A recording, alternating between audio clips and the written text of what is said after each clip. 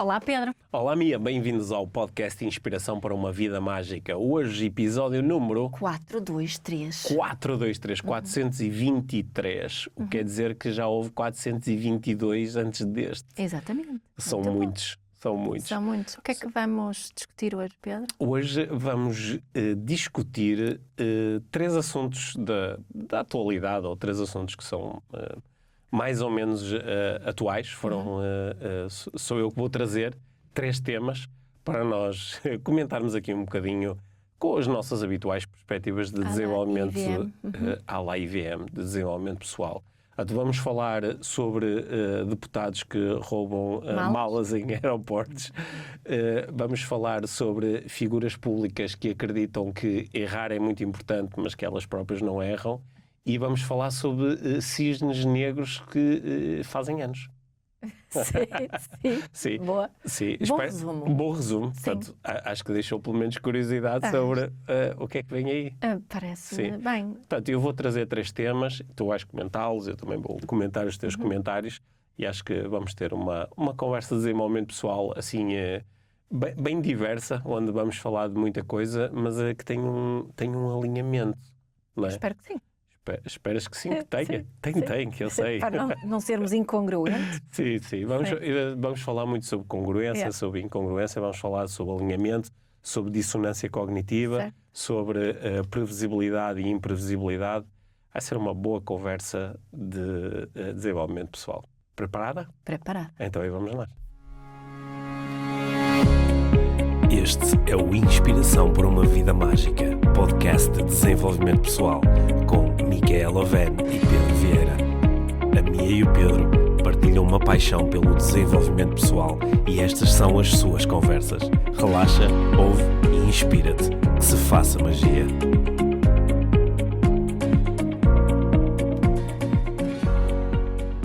Mia, então, esta semana eu trago-te aqui algumas observações sobre coisas, factos da atualidade. Ok. Coisas que me despertaram a atenção e em relação às quais eu queria obter aqui o teu comentário. Só o meu? Só o teu, eu também vou comentar. Eu também vou comentar. Vou comentar o teu comentário. Estou curiosa, porque eu estive fora de Portugal. Estiveste onde? Sim. Ok, então isto são coisas que aconteceram nas últimas semanas. Ok. Uma delas foi... Tu foste acompanhando um bocadinho isto, mas houve uns casos envolvendo políticos em Portugal, né? Nomeadamente houve um com um deputado do Chega que foi acusado de roubar malas no aeroporto. Pois, essa apanhei antes. E depois, aparentemente, vender roupa ou coisas que estavam dentro das malas através da net, e parece que até utilizava o posto do CTT da Assembleia da República para expedir. É uma notícia meia louca, não é? Sim, dá para rir. Assim, assim, não é daquelas coisas que se fica tão alarmado. É mais... A primeira reação eu fiquei bastante alarmado. Quer dizer, eu fiquei alarmado no geral com a ideia de haver pessoas a roubar malas no aeroporto.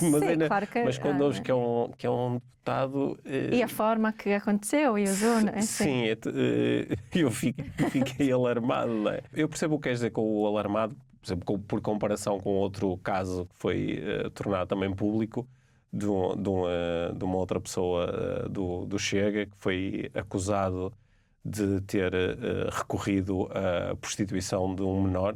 Sim, exatamente esse tipo de... foram recuperar imagens dele no Parlamento a defender a castração química de pedófilos e agressores sexuais. E depois um outro caso também que envolveu políticos que eu também achei interessante, foi o Bloco de Esquerda foi acusado por 2 ou 3 ex-colaboradoras, pessoas que trabalhavam para o Bloco de Esquerda, foram acusadas de terem sido, dos contratos terem sido terminados numa altura em que estas colaboradoras estavam grávidas. Portanto, ali foi assim exposto um bocadinho como há aqui uma incongruência muito grande de um partido que é tão defensor dos direitos das mulheres e depois... parece que numa situação em que colaboradoras mulheres estão a lidar com gravidez, que nesse momento terminam os contratos, ou despedem, ou não renovam contratos. Então, foram todos casos assim que, para o grande público, pelo menos, parecem ser casos altamente incongruentes, onde publicamente há a defesa de determinados princípios, mas depois a ação e o comportamento não só não segue esses princípios, como parece que até os contraria assim violentamente. É aquele tipo de comportamento que é criticado, não é? Em todas as coisas, sim. Porquê é que isto pode ser tão chocante, não é? Chocante, ou tu usaste ali a palavra alarmante. Porquê é que isto é chocante ou alarmante? Pelo menos a mim, sabes? Cria-me insegurança. Abala ao sentido de confiança, confunde, não é? Há outros políticos, grandes especialistas a ter este tipo de comportamento, que é o Donald Trump, não é? Eu acho que este tipo de comportamento às vezes até pode ser utilizado como uma estratégia. Nestes dois casos que tu estavas, ou nestes casos do Chega pode do Bloco. Pode ser utilizado como uma estratégia, como assim? Estratégia para ser poderoso. Eu posso dizer uma coisa e fazer o contrário. Sim. Para a pessoa se sentir poderoso. Porque eu estou acima das regras. Eu estou acima das regras que eu próprio defendo para os outros.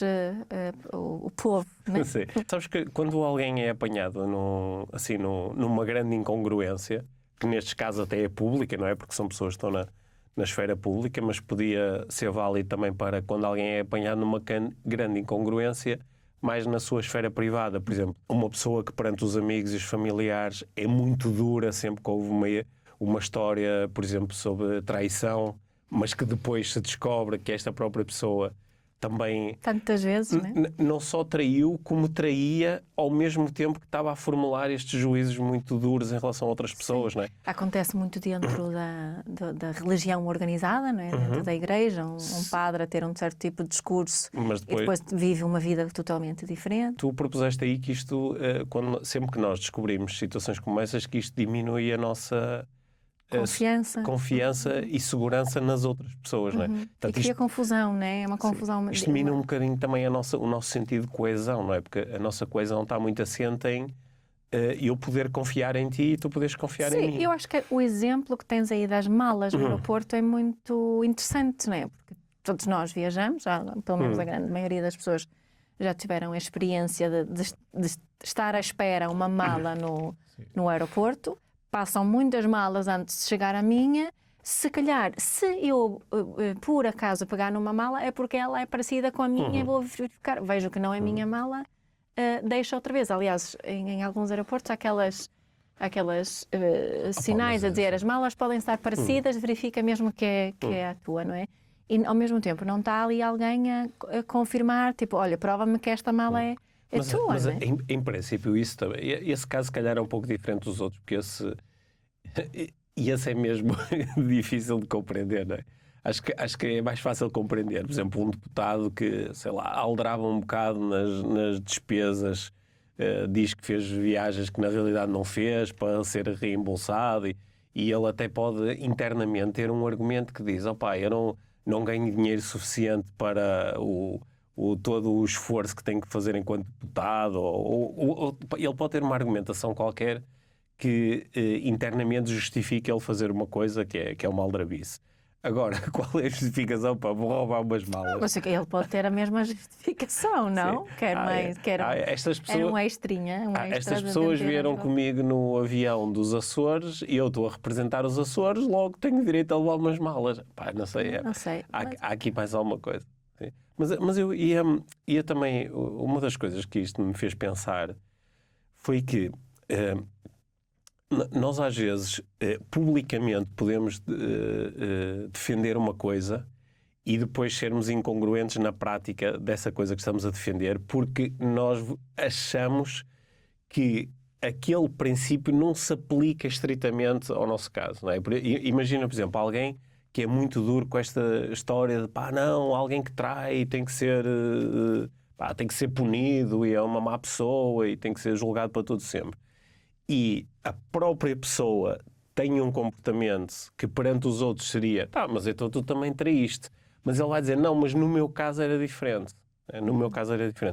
E às vezes este ter dois pesos e duas medidas, uma medida que eu aplico aos outros e numa situação geral e outra que aplico a mim própria e à minha situação particular, é porque eu, em relação a mim, eu tenho sempre acesso aos meus desejos, às minhas fantasias, aos meus medos, aos meus pensamentos, às minhas emoções. Ou seja, eu tenho uma narrativa muito mais densa e que muitas vezes faz com que eu acho que eu não encaixo bem nisto. No meu caso é diferente.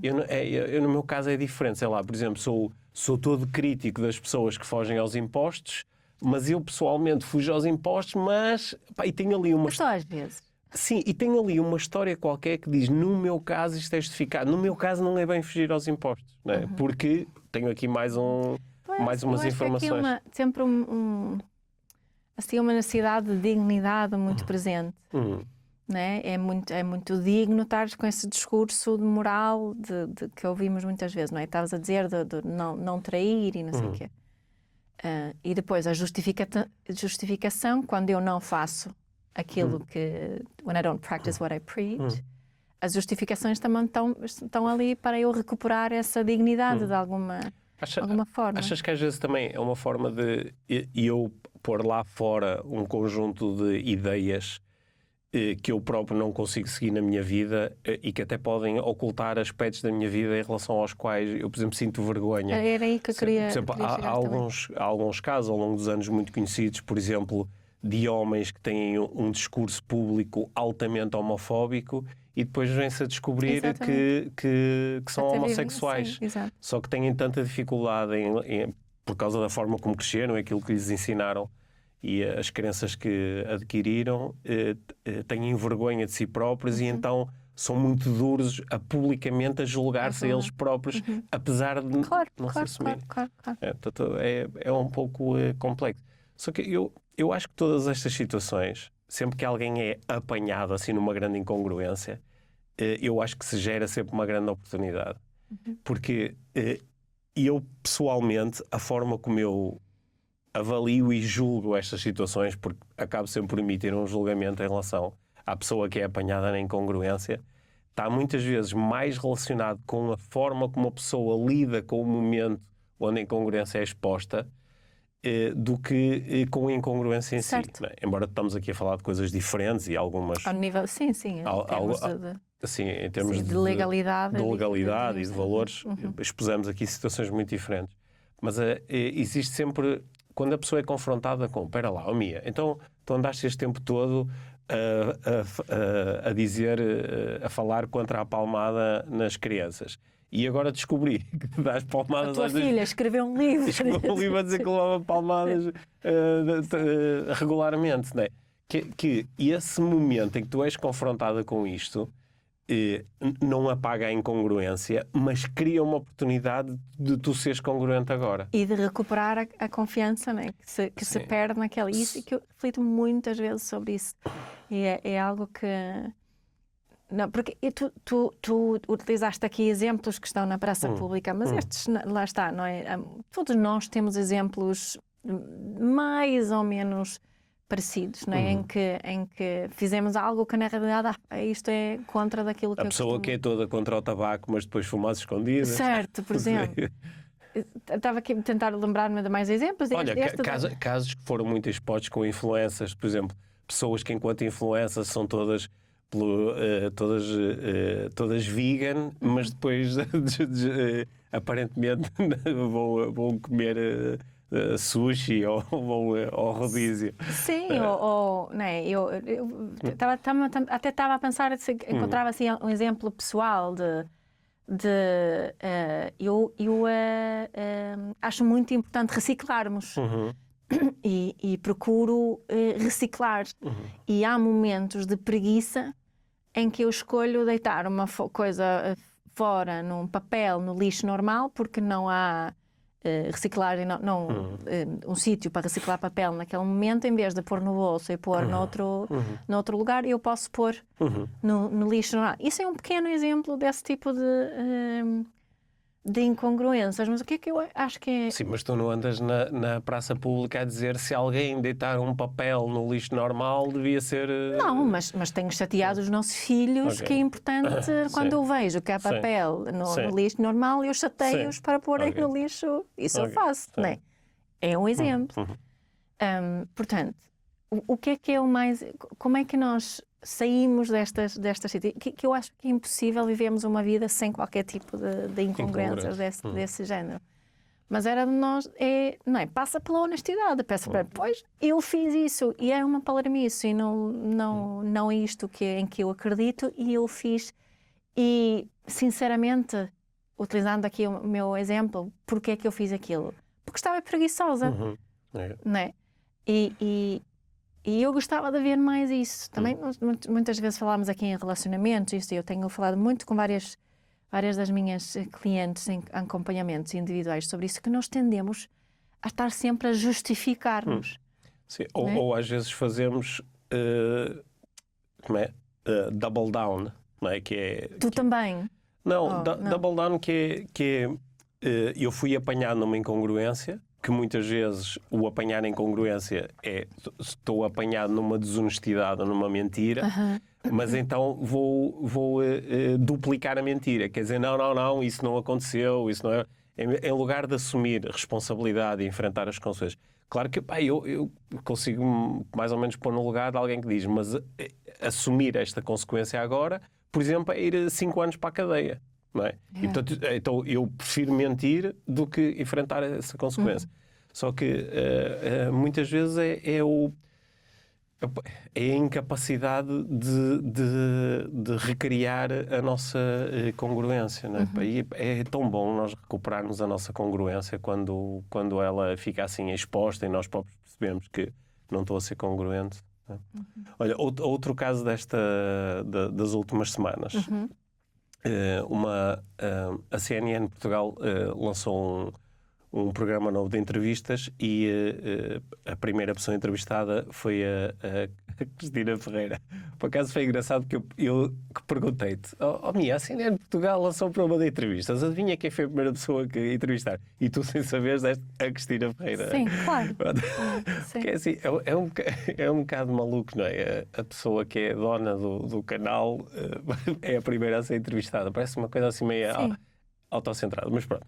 Durante a entrevista houve alguns momentos onde eu ouvi uma parte da entrevista e a Cristina Ferreira utilizou assim muitos clichês, que podíamos chamar até de clichês de desenvolvimento pessoal. E um deles foi sobre o erro. Teve algum tempo a dissertar sobre a importância do erro e que nós aprendemos a errando e que punimos as pessoas pelo erro, mas temos que incentivá-las a errar e que sem errar nunca vais progredir e que se tiveres medo do erro nunca vais avançar.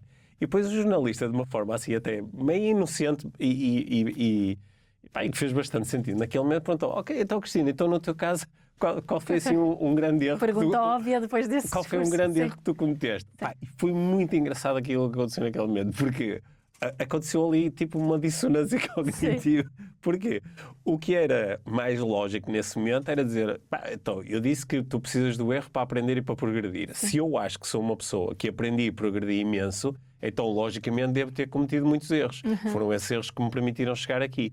Portanto, eu devo ter uma longa lista de erros para te apresentar agora e que até posso dizer, olha, a coragem toda que eu tive de avançar e de errar. Só que ao mesmo tempo é difícil admitir que se errou. Principalmente se o meu mapa-mundo eu sou especial, eu sou uma pessoa, eu sou um pouquinho mais que os outros. Então, daquela dissonância cognitiva saiu, não, nenhum. Eu achei aquele momento tão delicioso, mas depois pus-me a pensar em outras dissonâncias cognitivas que acontecem noutras pessoas e em mim também, claro. Onde, por causa... Eu tenho uma regra geral, tipo esta. Errar é muito bom e não sei o quê. Mas depois tenho... Não há falhanço, apenas feedback. Não há falhanço, mas depois, ao mesmo tempo, não quero errar e acho que errar é mau. E puno-me quando erro. Então, há aqui uma dissonância que depois, às vezes, me coloca num terreno assim meio pantanoso, não é? Sabes? É como aquela cena do... todos têm direito à sua verdade, não é? Se tu acreditas é a tua verdade e tens que seguir a tua verdade. Sim. Mas depois, logo a seguir, tenho uma opinião sobre a tua verdade e acho que ela é estúpida, não é? E então, criam-se nós às vezes metemos-nos nos terrenos muito pantanosos, dos quais é difícil sair, por causa destas crenças assim que veiculamos. eu acho um bocadinho fofo essa história É fofo. que eu acho um bocado fofo. Sim, É fofo porque vem num sítio de pouca reflexão. depende do sítio de pouca reflexão, mas também ouço assim uma criança assim a falar de alguma forma. Na realidade, a forma que nós somos educados e a educação no geral ainda não celebra o erro de todo. Pelo contrário, nós somos castigados pelo erro. E depois, ao mesmo tempo, entra-se neste mundo do desenvolvimento pessoal e de repente há quem nos diz: olha, o erro é que me permitiu chegar até aqui. Celebra o erro e temos que fazer erros para... O Ingvar Kamprad, o fundador da IKEA, dizia que só não erra aquele que fica a dormir. Né? Mas ao mesmo tempo, isto não... Estas duas realidades não é? São muito... Não temos essa prova na prática, não é? É só discurso esta cena do erro. Mas a forma depois como somos educados é um constante castigo pelo erro. Olha, é como dizemos, eu valorizo, é muito importante valorizar a opinião e a contribuição de todas as pessoas, porque cada pessoa tem o seu ponto de vista e o ponto de vista do outro, sendo diferente do meu, pode-me mostrar coisas para as quais eu não estava desperto. Não é? Então, o líder tem que ouvir sempre a opinião dos outros, não é? Mas depois, ao mesmo tempo, fazer sempre aquilo que quer. Sim, não, mas isto do erro depois é que nós aprendemos que admitir o erro não é bom, porque significa consequências más. É por isso que digo que é fofo, porque parece que de repente aquela miúda que tem medo de errar falou ali depois da senhora madura que falou da importância do erro. Eu há muitos anos, numa formação sobre liderança, tive uma pessoa na formação, que ela era líder numa multinacional, e estávamos a falar sobre a importância de ouvir as perspectivas e os pontos de vista das pessoas da nossa equipe. Em lugar de ter uma liderança toda autocentrada, que eu é que sei e faço como eu quero e não ouço ninguém. E ela disse uma coisa muito engraçada, porque ela disse assim: eu ouço sempre a opinião dos outros, eu ouço sempre a opinião da minha equipa antes de avançar. Agora, eles ou dizem coisas óbvias ou coisas estúpidas. Portanto, no fim, acaba sempre a fazer como eu quero, mas não é porque eu não ouço, é porque as contribuições são todas estúpidas. E pronto, na realidade, aquilo, lá está, era alguém que estava a tentar conciliar, estava a tentar trazer a ideia do...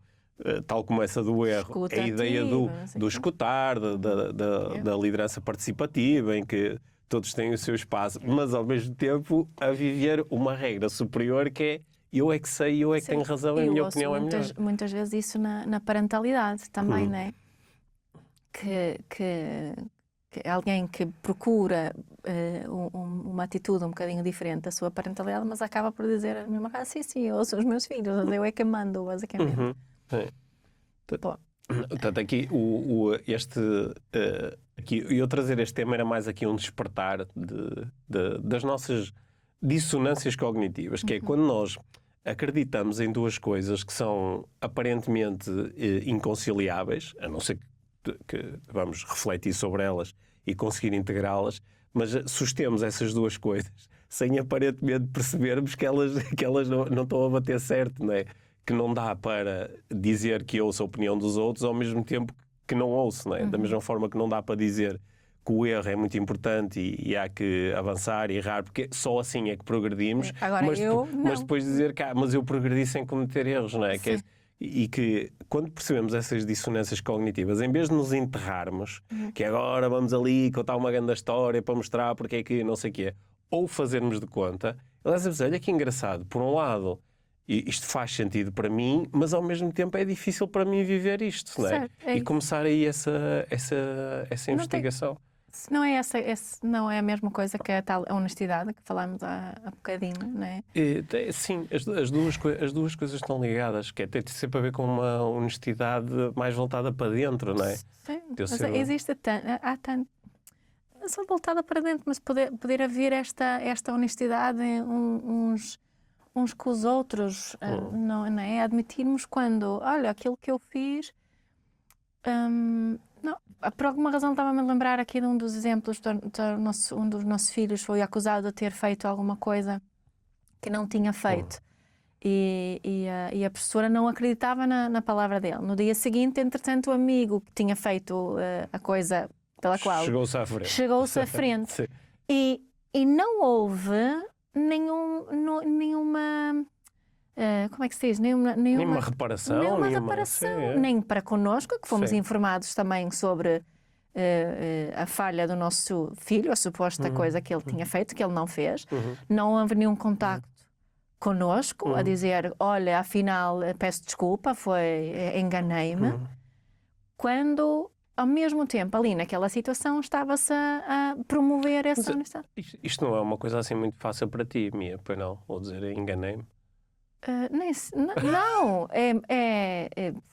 tem sido muito mais difícil do que é agora. Sim. Mas não é fácil. Pois não, eu sei. Não é nada fácil. Mas sabes que há momentos em que me forço mesmo a dizer isso. Tu tens mais facilidade com esse aspecto. Com esse aspecto, que eu tenho muita dificuldade. A terceiro reparo que eu tinha aqui para trazer assim, das notícias das últimas semanas, o Cristiano Ronaldo fez 40 anos. Parabéns, Cristiano, não sabia. Parabéns, Cristiano. E ele continua aí a marcar golos e continua focado nos objetivos dele. Tem falado na vontade dele de ir ao Campeonato do Mundo de 2026. Claro, ele deve ter um objetivo de ser o mais velho de alguma vez na história portuguesa. Sim, e de chegar aos 1000 golos e tudo isso. Mas não era bem sobre o Cristiano que eu queria falar, mas queria falar que foi engraçado que no dia do aniversário dele eu estava a rever uns apontamentos sobre um livro que já tem uns bons anos do Nassim Taleb, que é o Black Swan, o Cisne Negro, que é um livro que muitas pessoas leram, que é assim uma boa referência. E na altura o Taleb chamou de Black Swan durante muito tempo os europeus acreditavam que só existiam cisnes brancos, mas depois um dia, nas suas explorações, descobriram o cisne negro. E ele utiliza esta designação do Black Swan, ou do cisne negro, para uma coisa que não era expectável, para uma coisa que não era provável e que simplesmente aconteceu. Que é uma coisa que, sei lá, o crash da bolsa que ninguém conseguiu prever, não é? O Covid que de repente acontece e tem uma série de implicações e que era difícil de prever que ia acontecer naquele momento e com aquela escala, um tsunami, que são coisas que nós sabemos que podem acontecer. Tu sabes que pode acontecer um tsunami, tu sabes que pode haver um crash na bolsa, tu sabes que pode aparecer um vírus e que se dissemina à escala mundial. Tu sabes que essas coisas podem acontecer. Não sabes quando é que vão acontecer e não sabes muito bem porquê é que acontecem. Porque se tu soubesses porquê é que acontecem, então conseguias prevê-las, não é? Só que depois delas acontecerem, agora que aconteceu, é fácil ou torna-se possível olhar para trás e dizer, isto aconteceu por causa daquilo. Não é? E o que ele... no livro ele argumenta muito é que isto é um erro cognitivo, porque qualquer que seja o processo que tu olhas para trás e dizes foi por causa disto, em princípio não foi só por causa disso, porque se fosse só por causa disto, então em princípio teria sido possível prever e mais ainda, agora consegues prever para o futuro, consegues prever quando é que vai ser o próximo crash da bolsa, o próximo tsunami, etc, etc. Não consegues. Porquê? Porque não era só isso. Né? E quando é possível olhar para o Cristiano Ronaldo, né, e ir à história dele e dizer, ok, dava para perceber que ele ia ser o melhor jogador do mundo porque ele já dizia que ia ser o melhor do mundo quando era pequeno, ou porque ele treinou da forma como treinou, ou porque ele teve a disciplina que teve, ou etc, etc. Só que em princípio, nenhuma dessas coisas, isoladamente, consegue explicar porque é que ele se tornou o melhor do mundo. Por caso contrário, tu pegavas no mesmo processo, ias observar agora quem é que está a dizer, quem é o miúdo agora de 10 anos que está a dizer que é o melhor do mundo e que tem isto. Então ele vai ser o melhor do mundo. Só que é sempre muito mais complexo do que isso. Entram em ação e interação muitas forças, muitos contextos, muitas variáveis. Sim, eu estava a pensar, principalmente nestes exemplos, que não têm nada a ver com o tsunami, os outros demos, quando é do sucesso de uma pessoa, quando tentamos estudar o sucesso e depois replicar aquilo. Não é? E eu acho que a nossa visão ali está muito individualizada, porque só estamos a olhar para o indivíduo Ronaldo. O indivíduo Ronaldo está dentro de um contexto, que tu tens que reproduzir o contexto todo e todos os acontecimentos para chegar até onde chegou. E mesmo assim, não sabes, porque vais fazer isso numa altura diferente, por exemplo. Não é? E acho que nos esquecemos que... eu pensei mais agora nesta ideia de uma pessoa de sucesso, como um exemplo e como alguém a seguir e a fazer o que ele fez. Né? Que é outra vez aquela visão muito do indivíduo, como se fosse só ele, como se o sucesso dele só dependesse dele. Sim, mas tu até podias encontrar alguém que a história de sucesso é muito baseada na comunidade, por exemplo. Claro, diz-me um exemplo deste público Agora estás-te a concentrar aqui na história do Ronaldo, porque foi essa que eu trouxe para ilustrar, mas eu também te falei, por exemplo, de acontecimentos à escala mundial, não é? Sim, claro, por exemplo, porque estavas a falar da coisa do Black Swan. Conseguimos prever se e quando é que vai haver uma guerra mundial, ou conseguimos prever se e quando é que os Estados Unidos se vão transformar numa sociedade fascista. Nós queremos muito que seja possível, só que não é. Sim, nós queremos muito prever para nos podermos proteger ou até para poder evitar, porque isto também pode acontecer ao contrário, que é se fizer isto, então garanto que este outcome não vai acontecer. Sim, mas uma das coisas mais difíceis da vida é aceitar a sua imprevisibilidade, não é? E que muito daquilo que nós fazemos é para criar previsibilidade. Sim. Uma previsibilidade um bocadinho ilusória, não é? Que uma das assim, dos takes do Taleb tem precisamente a ver com isso, que é tu não consegues prever a imprevisibilidade, não é? Que seria um contrassenso. Se alguma coisa é imprevisível é porque não era possível prevê-la. Mas tu podes imaginar coisas imprevisíveis que venham a acontecer. Ok? Por exemplo, tu podes ter só cisnes brancos e, em lugar de dizer só há cisnes brancos, podes dizer eu só conheço cisnes brancos. Talvez existam cisnes de outras cores. Não é? E tu podes dizer eu não consigo prever se vai haver um crash da bolsa nos próximos 5 anos, mas é possível que exista. Não é? Portanto, como é que eu me posso preparar para essa possibilidade? Então, ele falava muito dos mecanismos de mitigar riscos. Não é? Eu não sei se vai haver outro Covid, mas sei que é possível. Então como é que eu me posso preparar para isso? Não é? Já agora, quando as entidades internacionais lançaram esta questão e como é que nós nos podemos preparar para isto, os teóricos da conspiração disseram, olha, já estão a preparar a próxima. Sim, claro. Quando então era simplesmente a preparar-se para a possibilidade da existência de uma próxima. Sim.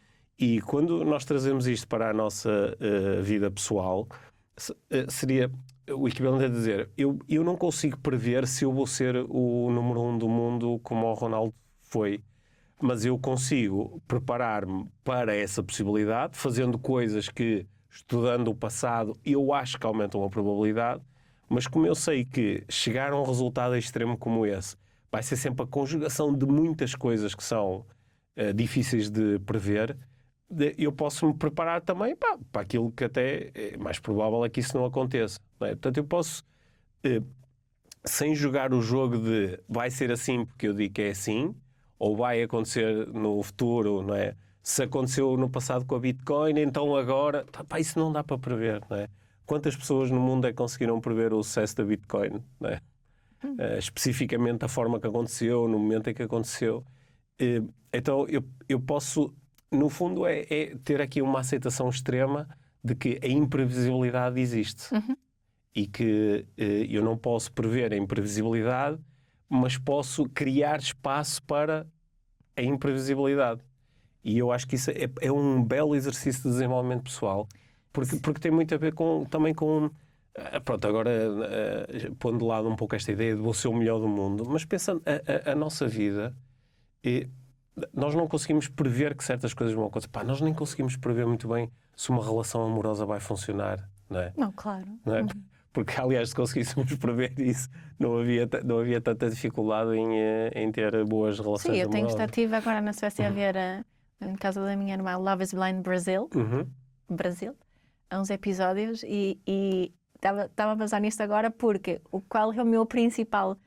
o que é o meu cérebro está constantemente a tentar fazer lá? É prever se os relacionamentos vão durar ou não. É precisamente por não saber exatamente e querer ter uma forma, é que continuo a ver aquilo. Portanto, ainda tem que haver o último episódio, by the way. Yeah. Mas só aqui um último pensamento sobre isto, ligando aqui com estas histórias todas.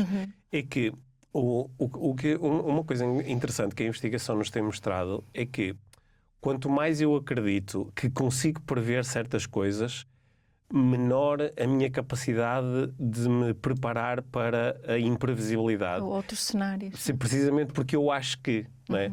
Portanto, quanto mais eu achar que eu consigo identificar o próximo Cristiano Ronaldo, ou eu consigo acertar no próximo crash da bolsa, ou eu consigo... Aliás, aqui estou-me a preparar para coisas que elas são mais ou menos imprevisíveis, eu acho que são previsíveis, mas até já são coisas que aconteceram. É mais difícil eu dizer uma coisa que nunca aconteceu na história. Mas quanto mais eu meto na cabeça que eu sou capaz de prever, menor a minha capacidade de, às vezes, reparar em sinais de que esta coisa não vai acontecer. Ou não vai acontecer desta forma, ou não vai acontecer neste momento. Porque começo a crer que a minha crença seja uma profecia autoproclamada, que é, como eu disse que isto vai acontecer, agora tem mesmo que acontecer, não é? Aquelas pessoas todas ao longo... Lembras-te, o mundo ia acabar no ano 2000, depois era no ano 2012 porque era a profecia dos maias, porque agora é o asteroide que vai passar aí em 2032, acho eu, e que parece que tem uma probabilidade de 2,4% de passar suficientemente perto para causar algum tipo de consequência. Portanto, vou-me ligando a estas ideias e achando que eu consegui prever. Mas o entender a existência dos cisnes negros é precisamente entender que eles eram impossíveis de prever. E isto às vezes é muito difícil de aceitar. Nós somos uma espécie viciada na previsão. Certo. Não é? Viciada em muitos, não é? Que era o Nostradamus e no horóscopo e sei quê, e a religião, vou ao paraíso, ou vou... Não é? Muito esta... É por isso que depois às vezes olhamos para a história, a mesma forma como nós aprendemos história na escola, às vezes estes acontecimentos do passado, assim, são causas e efeitos muito lineares, não é? Sei lá, porque é que os portugueses foram e se meteram nos barquinhos e foram conquistar o mundo? Porque o infante Dom Henrique está assim são identificadas 3 ou 4 causas, não é? Que quase que dizem que se tu voltasses atrás e fizesse exatamente assim, ia gerar esse mesmo resultado. Só que normalmente para além de todas as forças que nós conhecemos, ainda houve outras que nós nem percebemos que tiveram também uma influência naquele processo. Mas se nós aceitarmos isso, acho que podemos ser um pouco mais cautelosos, e neste aspecto em particular, acho que a cautela pode ser uma boa amiga. Está bem. Está bem? Pode ser. Olha, a próxima vez que fizermos um episódio como estes, é a tua vez de trazeres 3 coisas em que tu repares nas notícias e que tragas aqui para nós comentarmos assim, com o prisma do Inspiração para uma Vida Mágica. Exatamente. Assim farei. Sim. Portanto, obrigado por me teres deixado falar destas coisas que eram importantes para mim e por teres contribuído com os teus comentários muito sábios, como sempre, Mia. Yeah, right. Obrigada, Pedro. Obrigado, Mia. Obrigado por teres ouvido este episódio do Inspiração para uma Vida Mágica. Deixa a tua avaliação do podcast e partilha com quem achares que pode beneficiar de ouvir estas conversas. Para saberes mais sobre o nosso trabalho, visita os nossos websites. Encontras toda a informação na ficha técnica do podcast, assim como os nossos contactos. Inspira-te para uma vida